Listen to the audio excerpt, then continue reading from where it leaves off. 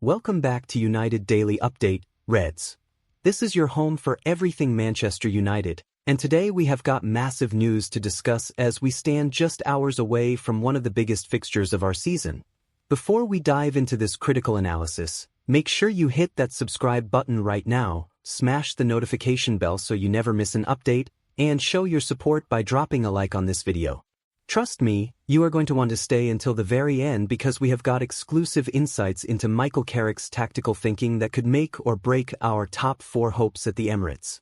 Right? Let's get straight into it because time is ticking and the stakes could not be higher.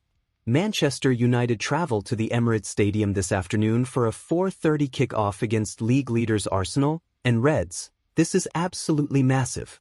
We are coming off the back of what might be the performance of our season so far.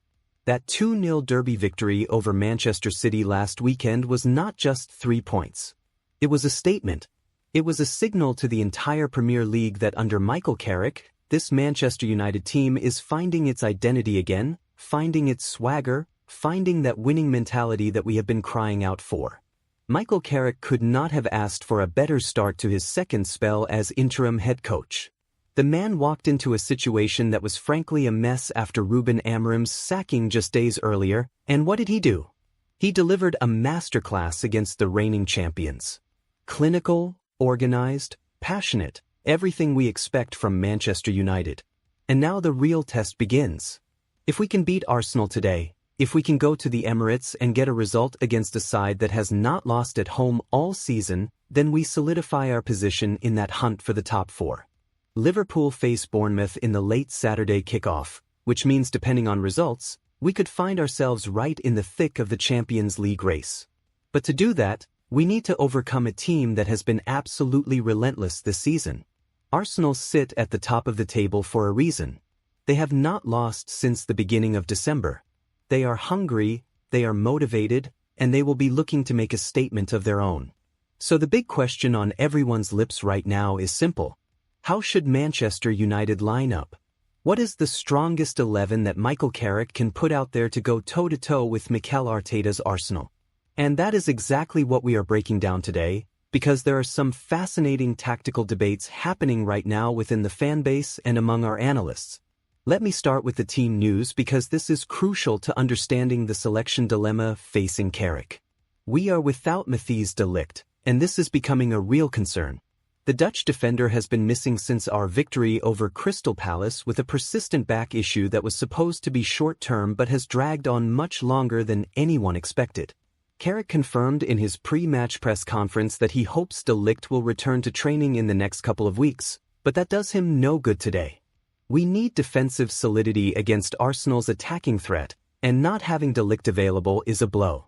Joshua Zirkzee is also out with what is being described as a small issue. The good news is he should be back soon after missing the City win, but again, for today's match he is unavailable. On the positive side, Noussair Mazraoui has returned to the squad after being handed an extended break following the Africa Cup of Nations final. That gives us another option, another body, another quality player to call upon. Now, Tyrone Marshall, one of our trusted analysts, has made his position crystal clear. After the quality of that performance against Manchester City, he believes it is hard to make a case for any changes. And you know what? There is real logic to that argument. You do not mess with a winning formula, especially when that formula delivered such a comprehensive victory against one of the best teams in Europe. Marshall is backing Harry Maguire and Lisandro Martinez to continue as the centre-back pairing. And here is the thing, Reds, they were absolutely solid against City.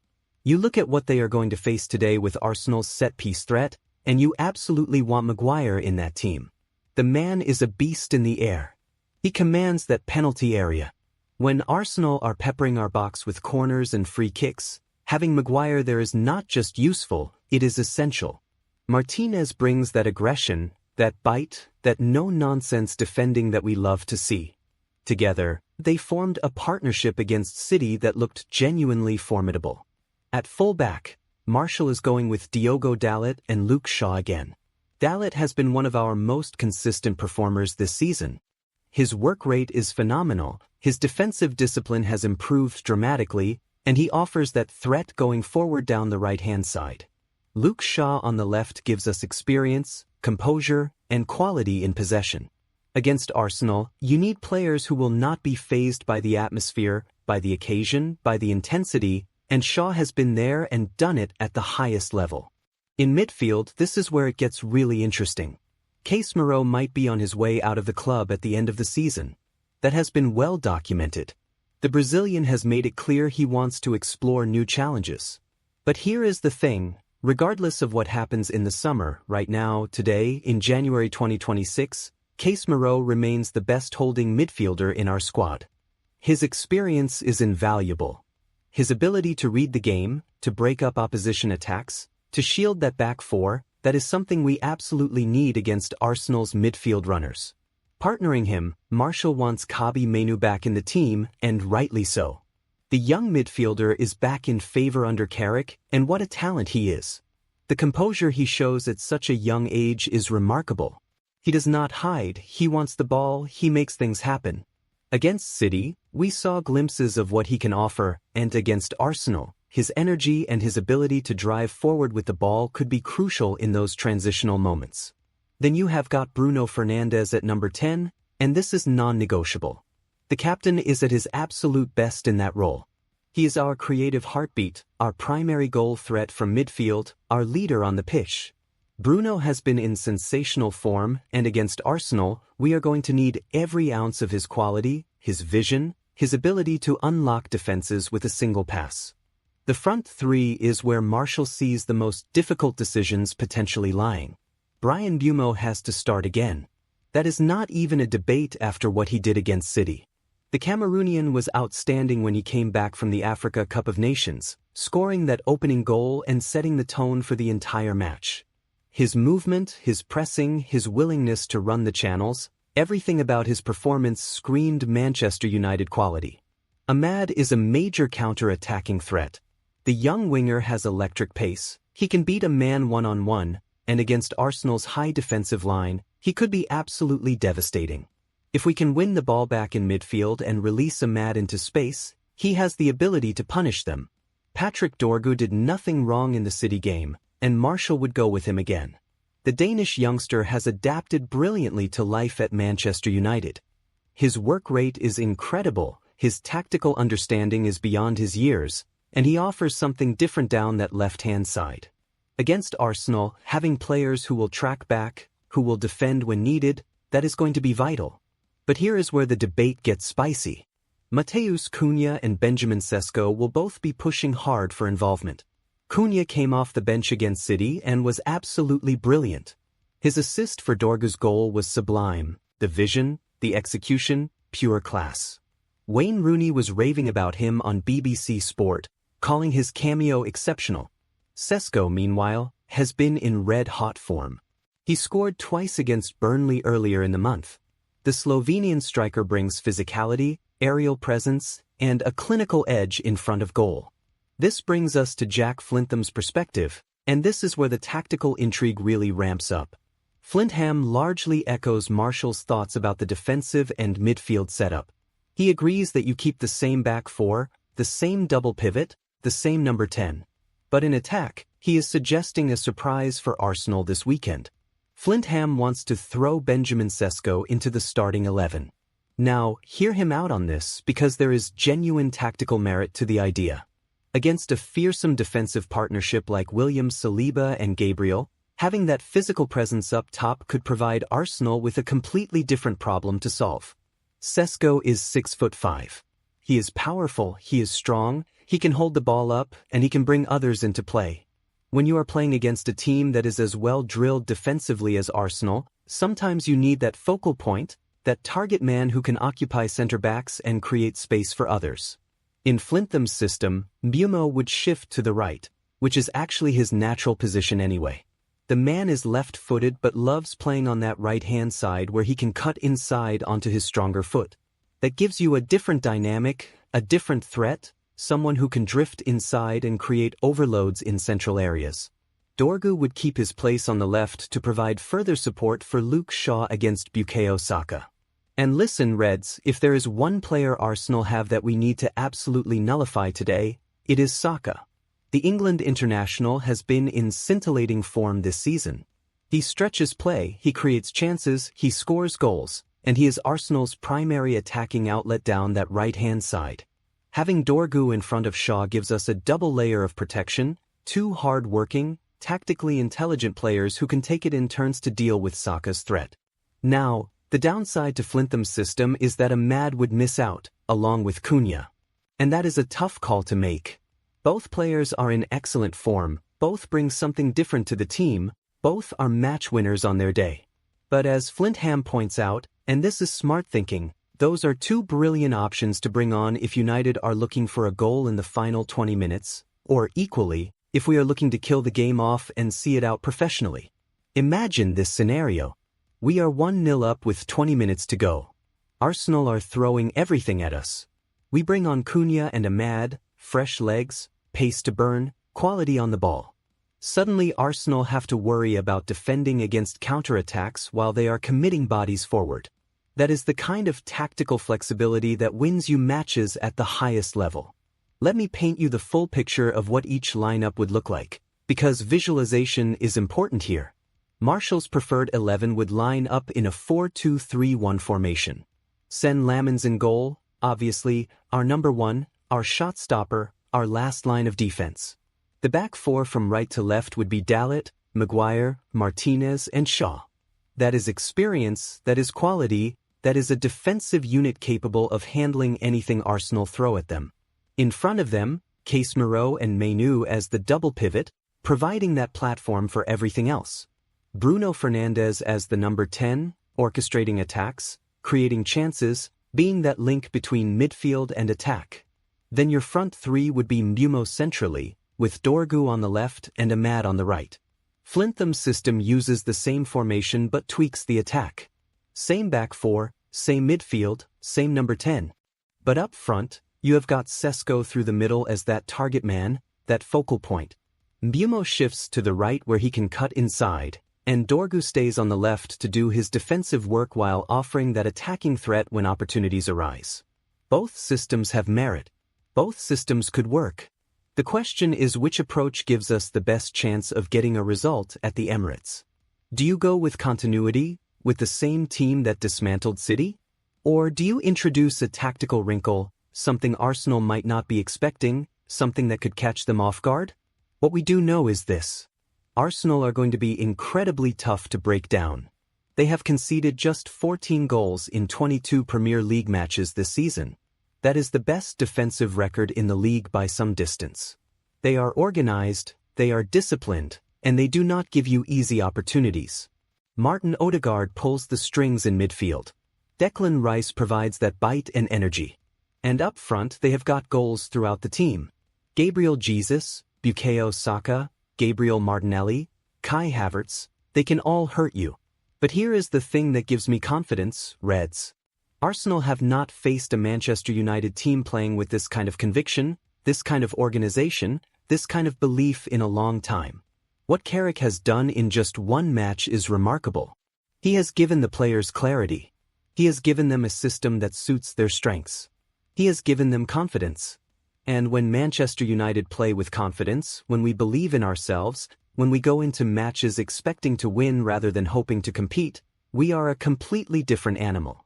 The statistics since Carrick took over are genuinely impressive.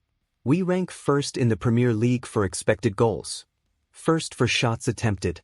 First for shots on target. That is not luck. That is not a fluke. That is systematic improvement, tactical coaching, players understanding their roles and executing the game plan to perfection. And let's talk about Bruno Fernandes for a second because the man is absolutely running the show right now. He leads the entire league in chances created with 62. He has 9 assists already this season. He ranks first in both open play creation and set-piece creation. When you have a player operating at that level, when you have someone with that much quality pulling the strings, you always have a chance in any football match. The key for us today is going to be those transitional moments. Arsenal like to dominate possession. They like to pin teams back, to suffocate them, to force mistakes. But if we can be compact, if we can be organized, if we can win the ball back quickly and release our attacking players into space, then we have got the pace, We have got the quality to hurt them. That is where Ahmad becomes so dangerous if he plays. That is where Dorgu's running power down the left could be crucial. That is where Bruno's passing range can split defenses wide open. Defensively, we are likely to sit slightly deeper than Arsenal's recent opponents. Carrick is pragmatic. He understands that going toe-to-toe with Arsenal in a possession battle might not be the smartest approach. Instead, we will aim to absorb pressure, to stay compact, to limit their clear-cut chances, and then to strike through transition rather than sustain possession. It is a sensible approach. It is an intelligent approach. And if we execute it properly, it could be a winning approach. Harry Maguire and Lisandro Martinez are going to have their work cut out for them. Arsenal's set-piece delivery is among the best in the league. They score more goals from set pieces than almost any other team in Europe. That is where Maguire's presence becomes absolutely vital. Every single corner, every single free kick in a dangerous area, Maguire needs to dominate. He needs to attack the ball. He needs to make sure Arsenal do not get easy headers at goal. Luke Shaw is going to be tested by Bukayo Saka, and that is going to be one of the key individual battles of the match. Shaw has the experience to handle it. He has played against the best wingers in world football. He knows how to defend one-on-one.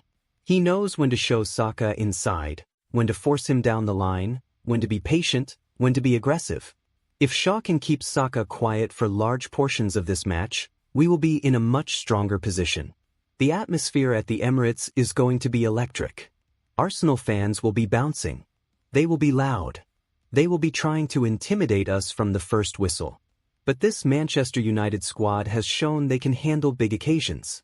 The way we played against City at Old Trafford, the way we rose to that challenge, the way we embraced the pressure and delivered a performance worthy of this great club, that tells you everything you need to know about the mentality in this squad right now. Michael Carrick has instilled something in these players in a very short space of time. Belief, confidence, organization, clarity. Those are the foundations of any successful team, and we are starting to see them take shape at Manchester United. History is not on our side, let's be honest about that. Arsenal are unbeaten in their last 9 home matches against Manchester United in all competitions. They have won each of the last 4 Premier League home fixtures between the sides. We have not beaten Arsenal in the league since September 2022, and we have been outscored 11-4 in that period. Those are sobering statistics. Those are numbers that hurt to read. But football is not played on spreadsheets. Football is not decided by historical trends. Football is 11 versus 11 on the pitch, 90 minutes plus stoppage time, and anything can happen. Manchester United under Michael Carrick are a different proposition entirely from the team that has struggled against Arsenal in recent years. We have got momentum. We have got form. We have got belief. Arsenal will be favorites, and rightly so. They are top of the league for a reason. But if there is one thing I know about Manchester United, it is that we rise to the big occasions. We thrive when people doubt us. We deliver when the stakes are highest. And today, the stakes could not be higher. A win at the Emirates puts us right in the conversation for Champions League football. It sends a message to the entire Premier League that Manchester United are back, that we are a force to be reckoned with, that we are not going to roll over for anyone. It gives Michael Carrick breathing room to continue implementing his ideas, to continue building something special. And it gives us, the fans, something to believe in again. So whether Carrick goes with Martial's approach and sticks with the winning team, or whether he takes Flintham's advice and introduces Sesko for that physical edge, I back the decision 100%. The man has earned our trust. One match, sure, but what a match it was. The tactical preparation was spot on. The substitutions were timed perfectly. The game management was exemplary. Michael Carrick knows this club inside out. He knows what it means to wear that shirt. And he knows what we need to do to get a result at the Emirates. All right, Reds, we are hours away from kickoff, and the tension is building. Before you go, make sure you drop your predicted lineup in the comments below. Do you agree with Martial? Do you prefer Flintham's approach? Would you make changes?